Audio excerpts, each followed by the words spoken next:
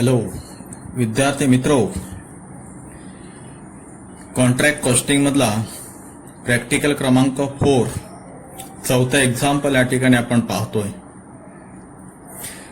बघा, एक्झाम्पल आहे a firm of builders carrying out large contract kept in a contract ledger separate account for each contract.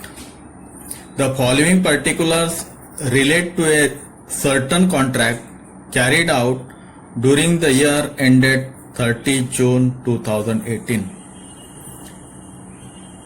बिल्डरची एक firm आहे, संस्था आहे आणि अशा प्रकारचा हा बिल्डर, बांधकाम करणारी व्यक्ती त्याच्या फर्म मार्फत म्हणजे संस्थेमार्फत वेगवेगळ्या प्रकारचे कॉन्ट्रॅक्ट घेत असतो आणि प्रत्येक कॉन्ट्रॅक्टचा एक सेपरेट कॉन्ट्रॅक्ट अकाउंट म्हणजे प्रत्येक कॉन्ट्रॅक्टचा हिशोब अकाउंट हा सेपरेट कॉन्ट्रॅक्ट अकाउंट मध्ये सांभाळत असतो, करीत असतो, केप्ट करतो. तर दिलेल्या माहितीवरून आपल्याला नेहमीप्रमाणे कॉन्ट्रॅक्ट अकाउंट तयार करायचा आहे. म्हणजे कॉन्ट्रॅक्ट त्याने घेतलेला आहे, कॉन्ट्रॅक्ट आहे, कॉन्ट्रॅक्टची प्राइस 1 लाख, 1 लाख रुपयाचा एक छोटासा कॉन्ट्रॅक्ट घेतलेला आहे आणि त्या कॉन्ट्रॅक्टसाठी लागणारा सगळा खर्च या ठिकाणी मटेरियल, लेबर इत्यादी डायरेक्ट एक्सपेन्सेस वगैरे असेल तो या ठिकाणी दिलेला आहे. तर पाहूया या दिलेल्या माहितीवरून आपल्याला कॉन्ट्रॅक्ट अकाउंट कशा पद्धतीने तयार करायचा आहे. आपण आधीचे 3 एक्झाम्पल पाहिलेले आहेत, हा चौथा एक्झाम्पल पाहतोय. तर बघूया. Work certified by architects ₹71,500. काम पूर्ण केल्याचं प्रमाणपत्र या ठिकाणी आर्किटेक्टने दिलेलं आहे 71,500. म्हणजे आपण काम घेतलेलं आहे, कॉन्ट्रॅक्ट प्राइस आहे 1 लाख, बिल्डरने घेतलेलं काम 1 लाखाचं आहे आणि काम पूर्ण झाल्याचं प्रमाणपत्र त्याच्याकडे आहे 71,500. म्हणजेच थोडक्यात काम 100% पूर्ण झालेला नाही आणि म्हणून आपल्याला या ठिकाणी नॉशनल प्रॉफिट काढावा लागणार आहे. म्हणजे कॉन्ट्रॅक्ट प्राइस आपल्याला कॉन्ट्रॅक्ट अकाउंट मध्ये दाखवायची नाही. मग सुरुवातीला घ्यायचं आहे वर्क सर्टिफाईड. वर्क सर्टिफाईड कुठं दाखवायचं आहे? कॉन्ट्रॅक्ट अकाउंटच्या क्रेडिट साईडला. अशा प्रकारचा कॉन्ट्रॅक्ट अकाउंट आपण आखलेला असाल. इथे क्रेडिट साईट आहे, इथे डेबिट साईट आहे कॉन्ट्रॅक्ट अकाउंटची. या ठिकाणी आपल्याला लिहायची पहिली entry by work certified, by work certified.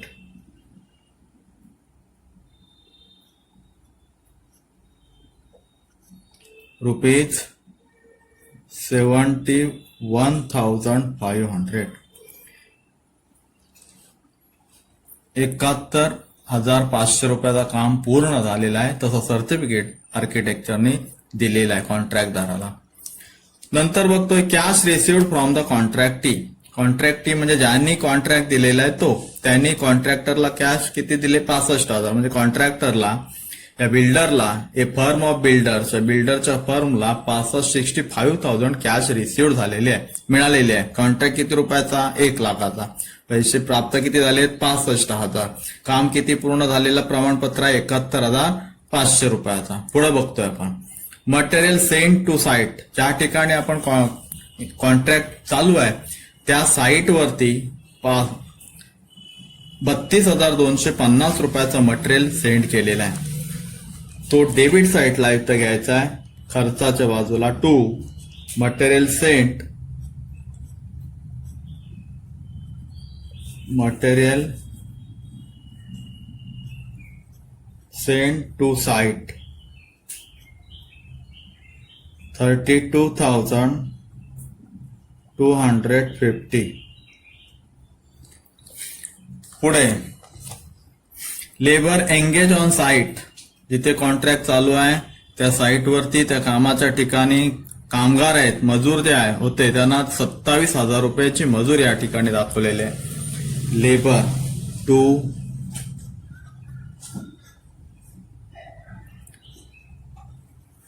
Labour expenses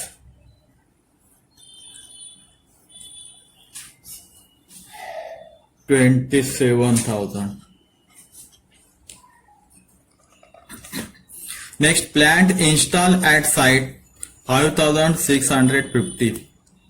G plant त्या ठिकाणी जी लागणार आहे कटिंग मशीन काही यंत्रणा असेल तर ती आहे 5650 रुपयाची प्लांट त्या कॉन्ट्रॅक्ट वर्क वरती कामाच्या ठिकाणी नेऊन ठेवलेले आहे.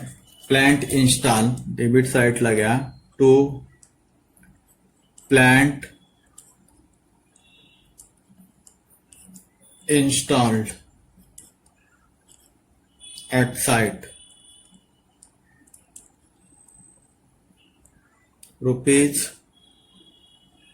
5650. Next, value of plant at 30 June closing 4100. Plant install केली म्हणजे ज्या ठिकाणी वर्क चालू आहे कॉन्ट्रॅक्ट चालू आहे त्या साईटवरती 5650 रुपयाची प्लांट नेऊन ठेवली होती. पण जेव्हा काम पूर्ण होत आला त्यावेळेला प्लांटचं काम पूर्ण झाला आणि ती व्हॅल्यू ऑफ प्लांट ऍट 30 जून म्हणजे महिन्याच्या शेवटच्या दिवसाला जेव्हा त्याची व्हॅल्यू काढली म्हणजे डिप्रिशिएशन वजा करून जी व्हॅल्यू काढली ती झाली 4100. म्हणजे आता प्लांटचे आहे बाय प्लांट रिटर्न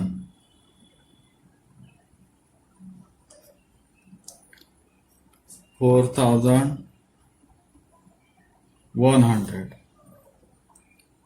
म्हणजेच 5650 रुपयाची प्लांट त्याचे झीज जे आहे डिप्रिशिएशन ती झीज या ठिकाणी 1550 डिप्रिशिएशन म्हणजे प्लांटची व्हॅल्यू झाली क्लोजिंग प्लांट व्हॅल्यू 4100 म्हणजे एवढ्या रुपयाची प्लांट या कॉन्ट्रॅक्टसाठी खर्ची घातली. पुढे cost of work not yet certified म्हणजे कॉन्ट्रॅक्ट पूर्ण झालेला आहे 1700 रुपयाचा परंतु त्याचा प्रमाणपत्र जसा हा प्रमाणपत्र मिळालाय तसा इथं प्रमाणपत्र मिळालेला नाही म्हणजे वर्क अनसर्टिफाईड क्रेडिटलाच घ्यायचं आहे वर्किंग प्रोग्रेस मध्ये by work अनसर्टिफाईड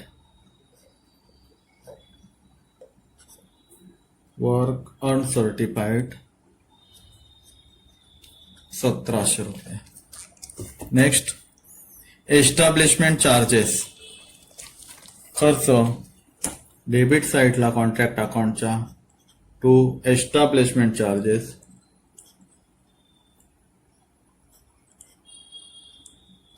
establishment charges 1625. Direct expenditure 1200 रुपये प्रत्यक्ष खर्च जो झालेला आहे direct expenses to direct expenses expenditure 1200. Wages accrued due 900. Wages to wages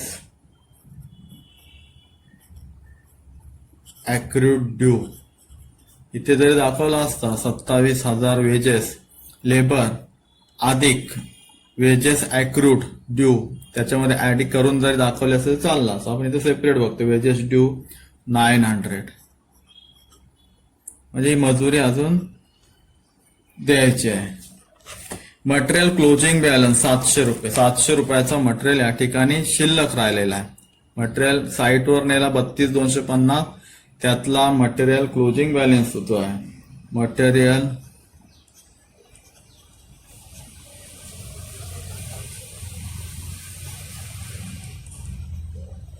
closing balance material शिल्लक जो आहे 700 रुपयाचा सगळाच्या सगळा मटेरियल त्या ठिकाणी वापरण्यात आलेला नाही कॉन्ट्रॅक्टसाठी तर राहिलेला 700 रुपयाचा मटेरियल हा जमा बाजूला आपण नोंदवला. पुढे मटेरियल रिटर्न टू स्टोर अजून 200 रुपयाचा मटेरियल स्टोर मध्ये रिटर्न आला by material return to store 200 रुपयाचा मटेरियल स्टोर मध्ये पुन्हा कॉन्ट्रॅक्टच्या फर्मच्या स्टोर मध्ये पुन्हा रिटर्न आलेला आहे. डायरेक्ट एक्सपेन्सेस अॅक्युरेट ड्यू, आता इथे डायरेक्ट एक्सपेन्सेस दाखवलेले 1200, त्याच्यामध्ये अजून ड्यू आहे 100. 1200 अधिक 100 दाखवलं असं 1300 तरी चाललं असं, तिथे घ्यायचं separate direct expenses accurate due. Direct expenses accrued due 100. त्याच्यानंतर कॉन्ट्रॅक्ट प्राइस 1 लाख रुपयाचा कॉन्ट्रॅक्ट आहे आणि हा झालेला खर्च material, wages, direct expenses, establishment charges, प्लॅन्टचा डिप्रिशिएशन, त्याच्यानंतर मटेरियल किती रिटर्न आला, मटेरियल शिल्लक किती राहिला, प्लॅन्ट किती वापरले, प्लॅन्ट किती रुपयाची पुन्हा स्टोर मध्ये शिल्लक आली. अशा पद्धतीने आपले सगळे रेकॉर्ड या ठिकाणी आपण एंट्र्या केलेल्या आहेत. आता आपल्याला बघायचं आहे पूर्ण कॉन्ट्रॅक्ट झालेला नाही असल्या कारणाने आपल्याला नोशनल प्रॉफिट म्हणजेच कल्पित नफा आधी कॅल्क्युलेट करायचा आहे. कल्पित नफा कसा कॅल्क्युलेट करायचा, क्रेडिट बाजू टोटल करायची, त्याच्यातून डेबिट वजा करायची, म्हणजे डेबिटला जो येईल तो कल्पित नफा. इथं येईल to notional profit. Notional profit कसा काढायचा, तर ह्या क्रेडिट मधून डेबिट बाजू वजा करायची.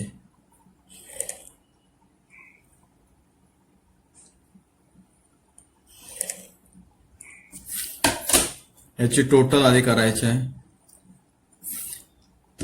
71,500 plus 4,100 plus 1,700 plus 700 plus 200 is equal to 78,200.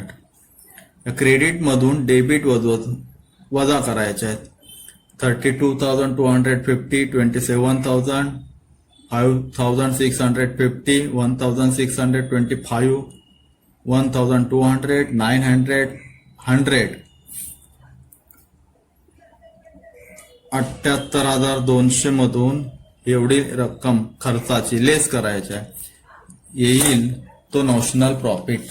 Notional profit असेल याच्यातून 78,200 मधून ही टोटल 68,750, 68,725, 725 ही वजा करा, म्हणजे येईल ती नोशनल प्रॉफिट 9,475 ही झाली नोशनल प्रॉफिट.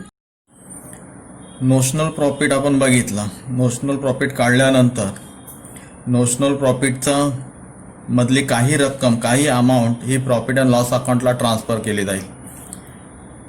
तर सुरुवातीला आपण पाहणार आहोत की percentage of work certified to contract price. Contract प्राइसच्या किती टक्के कामाचा सर्टिफिकेट आपल्याला मिळालेला आहे कॉन्ट्रॅक्टदाराला, ते इथं म्हटलेलं बघा, बाय वर्क सर्टिफाईड 71,500. तर किती टक्के काम पूर्ण झालेलं आहे, कम्प्लेशन ऑफ कॉन्ट्रॅक्ट आपल्याला करायचं आहे. त्यासाठी वर्किंग नोट आपण पाहूया. इथं आपण वर्किंग नोट करणार आहोत. कम्प्लेशन ऑफ कॉन्ट्रॅक्टसाठी काढायचं आपल्याला percentage of work certified to contract price. किती टक्के कॉन्ट्रॅक्ट प्राइसचं काम झालेलं आहे, तर त्यासाठी आपण या ठिकाणी घ्यायचं आहे कॉन्ट्रॅक्ट प्राइस. कॉन्ट्रॅक्ट प्राइस म्हणजे किती रुपयाचा कॉन्ट्रॅक्ट घेतला होता, इथं दिलेलं बघा, contract price 1 lakh rupees, 1 lakh, 1 lakh रुपयाचा कॉन्ट्रॅक्ट घेतलेला. वर्क सर्टिफाईड किती आहे, वर्क सर्टिफाईड म्हणजे काम पूर्ण किती झालं आहे, त्याचं प्रमाण किती रुपयाचं आहे प्रमाणपत्र, तर 71,500. मग 100 रुपयांपैकी किती रुपयाचं काम पूर्ण झाला, तर टक्केवारी काढायचं. 71,500 गुणिले 100 भागिले 1 लाख. म्हणजे किती येतात बघा, 71.5, 71.5%. एवढे टक्के कम्प्लिशन ऑफ कॉन्ट्रॅक्टचं कम्प्लिशन झालेलं आहे. तर आपलं काम 1 लाखाचा घेतला होता, त्यातला 71.5%च काम पूर्ण झालेलं आहे.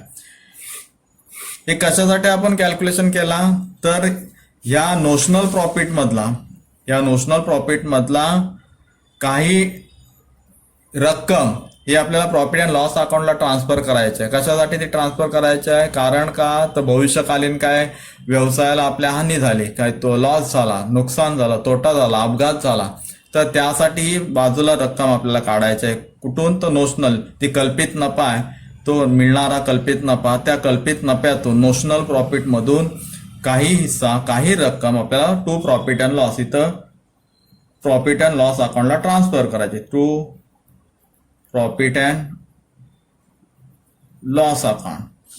कशातली रक्कम, तर नोशनल प्रॉफिट मधली. मग नोशनल प्रॉफिट कॉन्ट्रॅक्ट अकाउंटच्या क्रेडिटला बाय नोशनल प्रॉफिट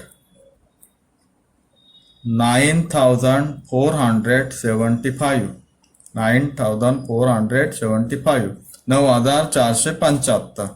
आणि या 9,475 पैकी काही रक्कम ही प्रॉफिट अँड लॉस अकाउंटला ट्रान्सफर करायची आहे.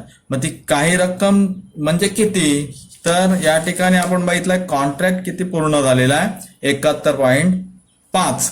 आणि मग आपल्याला फॉर्म्युला माहिती आहे, फॉर्म्युला दिलेला आहे इथे बघा. Percentage of work certified to contract price up to 25%. 25% काम पूर्ण झाला असेल तर किती रक्कम ट्रान्सफर करायचे प्रॉफिट अँड लॉस अकाउंटला, नील. 25 ते 50% काम झालं असेल तर ह्या सूत्रानुसार, ह्या फॉर्म्युल्यानुसार आपल्याला प्रॉफिट अँड लॉस अकाउंटला रक्कम ट्रान्सफर करायची आहे. 50 ते 90 असेल, 50 to 90% जर काम पूर्ण झालं असेल तर ह्या सूत्रानुसार जी काय रक्कम येईल ती प्रॉफिट अँड लॉस अकाउंटला ट्रान्सफर करायचं आहे. म्हणजे इथे ट्रान्सफर करायचे आहे. आता काम किती आहे पूर्ण झालेला, कम्प्लिशन ऑफ कॉन्ट्रॅक्ट 71.5.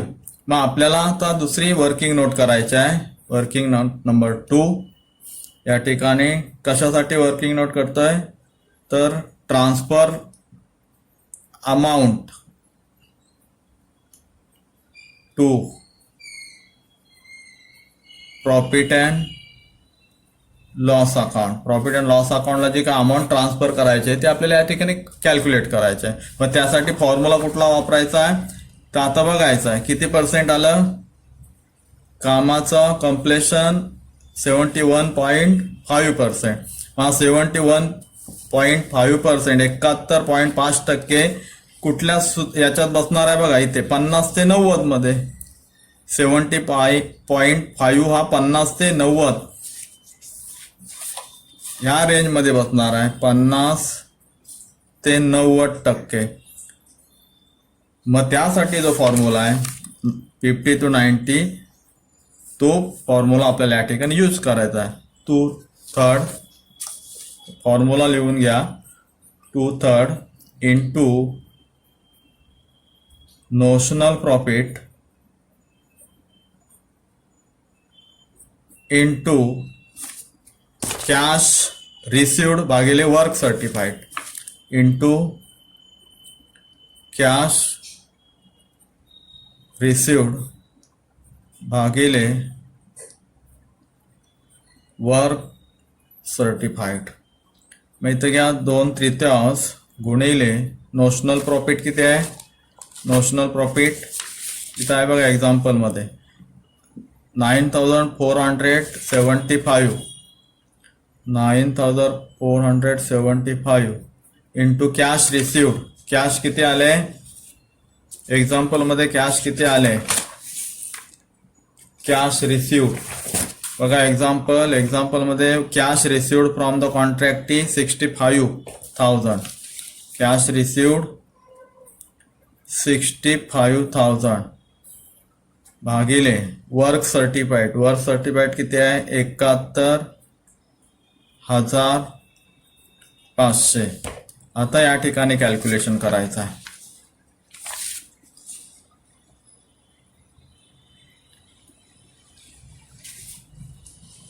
रुपीज 5,742